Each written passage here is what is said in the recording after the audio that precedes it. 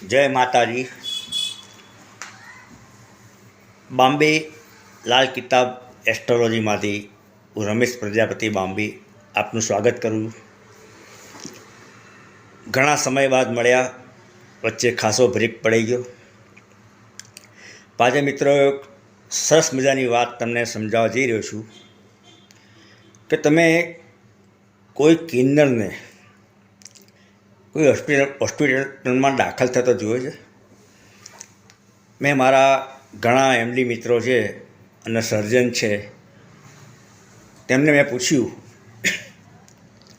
તો તેઓ કહે મારી 40 વર્ષની લાઈફમાં કોઈ દિવસ કોઈ કિન્નર મારા ત્યાં પેશન્ટ તરીકે આવ્યો નથી। તો એનું કારણ શું? તો મિત્રો, એનું કારણ છે કે હાથની તાળી। આજે હું તાળી વગાડું છું, પ્રોપર એ રીતે તાળી કે વચ્ચેના ભાગમાંથી અવાજ આવવો જોઈએ। એનું કારણ એ છે કે આપણા હથેળીમાં દરેક આપણા અંગોનું એક્યુપ્રેશરના પોઈન્ટો ત્યાં છે। જેમ કે ઉપરની 5 આંગળીની ટેરવા તમે અથડાય તે સાઇનસ, શરદી, જુખામ માટે। પછી પહેલી આંગળીની નીચેનો ભાગ હોય લીવર, વચ્ચે જે આ બાજુ જે કિડની, એ દરેક પોઈન્ટો આપણા હાથમાં છે જ, અને એ અથડાય છે એટલે એક્યુપ્રેશર થાય।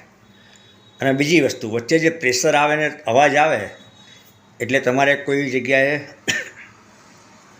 પાણીની પાઇપ, અને પાણીની પાઇપને તમારે થોડીક દૂર સુધી છાંટવું હોય તો તમે સહેજ આંગળીથી સહેજ પાઇપને દબાવશો એટલે પ્રેશર દૂર સુધી જાય।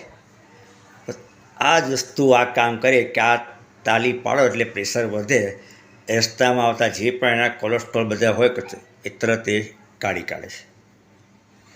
તમે જોજો કે જે મજૂરો હશે કે લેથ કામ કરતા હશે, જેમાં હાથ પગનો મેક્સિમમ ઉપયોગ થતો હોય, એ લોકોને કોઈ દિવસ એટેક કે ડાયાબિટીસ નહીં હોય, કારણ કે તેમને હાથનું વર્ક જ એટલું બધું હોય કે દિવસમાં હાથ દરેક પોઈન્ટો દબાયા કરે।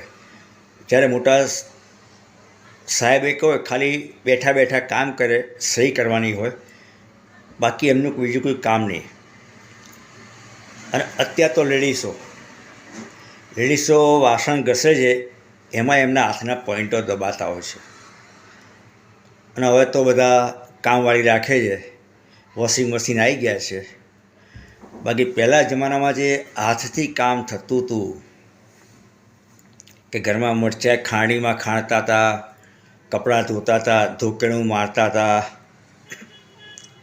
દરેક વર્ક હાથથી થતું હતું, એટલે પ્રેશરના પોઈન્ટો દબાતા હતા અને કોઈને ડાયાબિટીસ કે કોલેસ્ટ્રોલ કે એટેક આવતો નહોતો।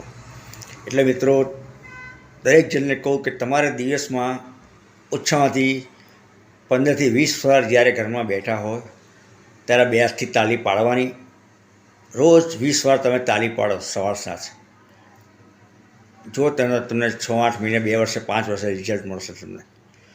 અને બીજી વસ્તુ, જમીન ઉપર ચાલવાનું વગર ચંપલે, કે ધરતીના જે આપણે ગુરુત્વાકર્ષણ બળો છે એ આપણામાં પ્રવેશવા જોઈએ।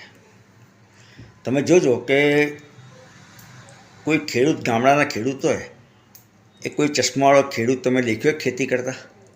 તમે એક પોઝ મને બતાવી આપો, કોઈ દિવસ નહીં ગયો। કેમ? કારણ કે એ લોકો એમના ફળિયામાં ફરતા હશે ને તો ચંપલ વગર જ ફરતા હશે, ખેતી કરતા હશે, રોપણી કરતા હશે તો ચંપલ વગર જ માટીનો, જમીનનો સ્પર્શ થાય, અને એ સ્પર્શથી તમારે આંખમાં ઠંડક પહોંચે અને નંબર આવે નહીં કોઈ દિવસ। એટલે બાળકોને પણ અત્યારે આપણે મોકલીએ એને રેતીમાં, માટીમાં ખુલ્લા પગે રમવા દેવા જોઈએ। હવે તો લેડીસો ઘરમાં ફેશન આવી ગઈ છે કે ઘરમાં રસોડામાં પણ સ્લીપર અલગ, સંડાસની સ્લીપર અલગ, તે પહેરી બધી સ્ટાઇલો મારે। પણ મિત્રો, આ બધું ખોટું છે। તમે ચાલવા જાઓ તો પણ ચંપલ વગર ચાલો, ઘરમાં એક કામ કરો, ચંપલ વગર જમીન ઉપર પગ મૂકો, જમીન પર સૂઈ જવાનું રાખો. સવારે ચાલવા જાય ત્યારે મોટાભાગના લોકો બૂટ પહેરે, પણ બૂટ ના પહેરવા જોઈએ. પગમાં પણ દરેક એક્યુપ્રેશનના પોઈન્ટો છે. તમે જોજો આ ચિત્રમાં, તમે જોજો કે મિલિટરીવાળાને પરેડ કરાવે છે ને, 1 2 1 2 પગ ઉપર નીચે પછાડાય છે. તમે બતાવો કોઈ મિલિટરીવાળાને તમે કે એટેક આવ્યો હોય, કે ડાયાબિટીસ હોય, કે આંખના નંબર હોય. જોયો કોઈ મિલિટરીવાળો ચશ્માવાળો? નહીં હોય. ખેડૂત પણ નહીં હોય. કારણ કે આ લોકોને પરેડ એટલે મેક્સિમમ દોડવાનું અને પરેડ કામ બધું કરતા જ હોય છે, અને હાથથી પણ કામ કરતા. એટલા માટે આ લોકોને બહુ ફાયદો થાય છે આનો. એટલે મિત્રો તમને કહું કે આ કંઈ ધ્યાન રાખજો. દિવસમાં તમે 20 વાર સવાર સાંજ તાળી પાડજો. બાળકોને પણ કહેવાનું હોય કે તાળી પાડો. તાળી એટલે આરતીમાં જે શરમ આવે રીતે નહીં, પણ જે કિન્નરો આ તાળી વગાડે છે એ રીતે વગાડવાની. અને બને ત્યાં સુધી કામ ના હોય તો છોકરાઓને ખુલ્લા પગે મોકલજો. રમો, દોડવા જાઓ તોય, ચાલવા જાઓ તોય ખુલ્લા પગે જાઓ.